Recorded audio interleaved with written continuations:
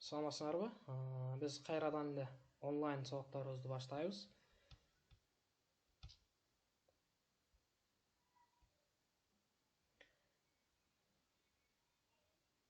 Бүгүн биз силер менен 8 класстын алгебра сабагынан 4-эрек 1 сабак.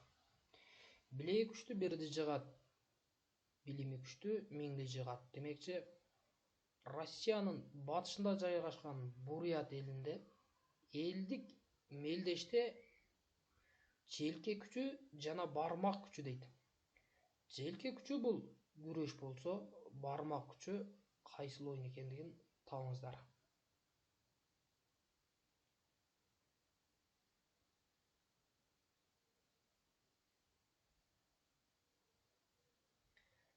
Сабактын башында өткөн тема кайрыла турган болсок,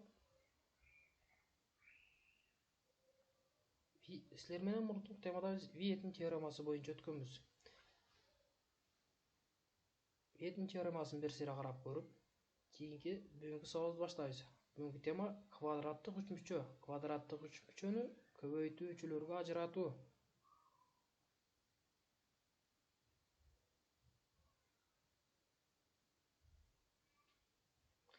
Ax квадрат кошулган bx кошулгансы барабар 0.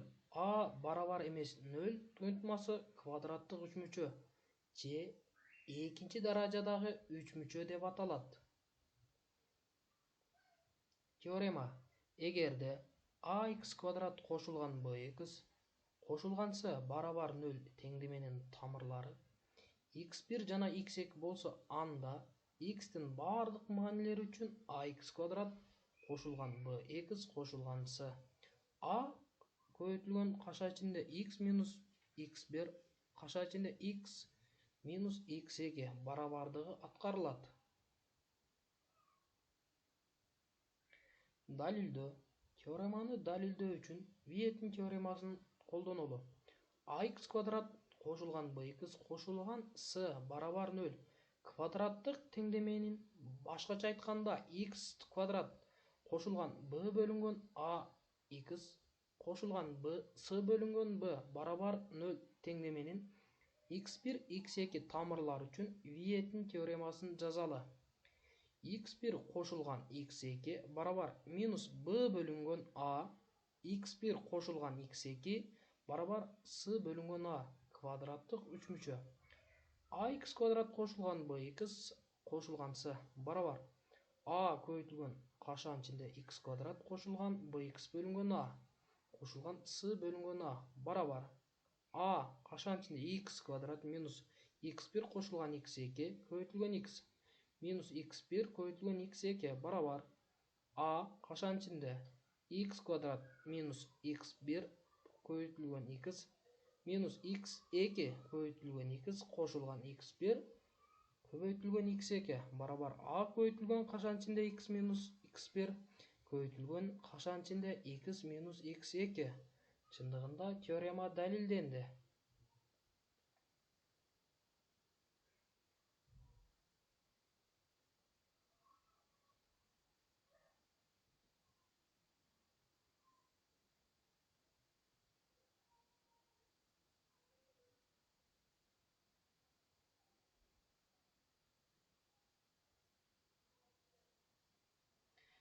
Биз 8 класстын алгебра китебинен 632 көнүгүүнү карайлы. Квадраттык үчмүчөнү көбөйтүүчүлөргө ажыраткыла.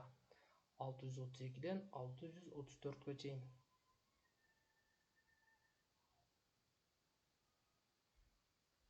Биринчи мисал. 5x кошулган 24 минус x квадрат барабар 0. Чыгаруу: 5x кошулган 24 минус x квадрат барабар 0. Берилген теңдемени минус 1ге көбөйтүп жиберсек, минус 5x минус 24 кошулган x квадрат 0 барабар 0. Демек, x квадрат минус 5x минус 24 барабар 0. Квадраттык теңдеменин чыгаруу менен дискриминант 25 минус 4 көбөйтүлгөн 1 көбөйтүлгөн минус 24. Демек, дискриминант 121.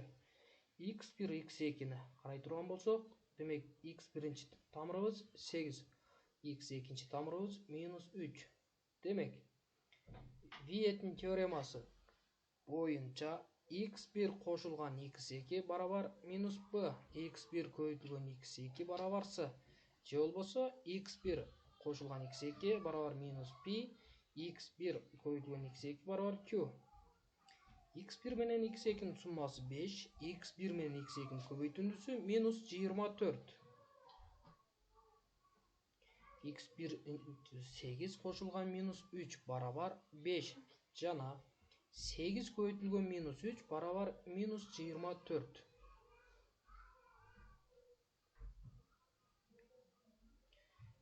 Биринчи мисалды биз квадраттык үч мүчөнүн көбөйтүүчүлөргө ажыратуу боюнча карай турган болсок, ax квадрат кошулган bx кошулган c барабар a кашан ичинде x минус 1 көбөйтүлгөн x минус x2 барабардыгын аткарыла тургандай кылып, берилген мисалда x квадрат минус 5x минус 24 барабар, бизде a'быз 1ге барабар болгондуктан кашан ичинде x минус 8 көбөйтүлгөн x кошулган 3 деп көбөйтүүчүлөргө ажыратып алдык. Урматтуу окуучулар, ошол берилген 632-көнүгүнү кайрадан үйдөн аткаргыла.